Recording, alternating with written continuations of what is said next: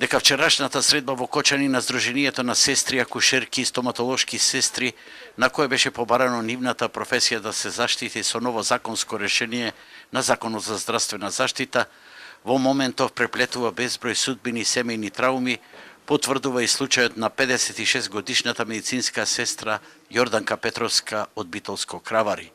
Таа има 32 години работен стаж, од кои 20 во јавно здравство, а последните 12 години како концесионер во приватна здравствена установа.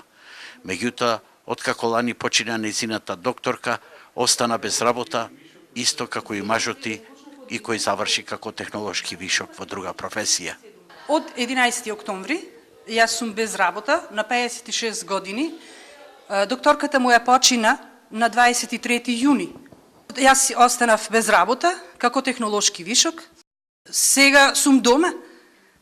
Што понатаму и самата се прашувам, не знам. Во Битола не има околу 8 медицински сестри, кои што сме навистина искусни сестри. На ниво на Македонија сме околу 50 сестри.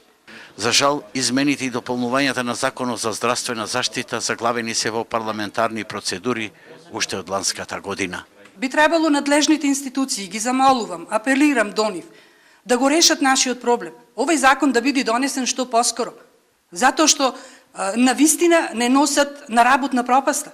Оваа проблематика и овие судбини, па дури и на некогаш достоинствената професија медицинска сестра, далеко се од приоритетите на актуелните политики и законот во кој Сдруженијето бара сестрите од концесионерското и приватното здравство, кои останале без работа да бидат вратени во јавниот сектор, од каде претходно биле пренасочени, а неизвестно е кога ќе биде донесен. До тогаш, Јорданка од Кравар и сите останати ќе се борат да го пребродат мачното секојдневие во кое полека тонат од турбуленциите на здравствениот систем.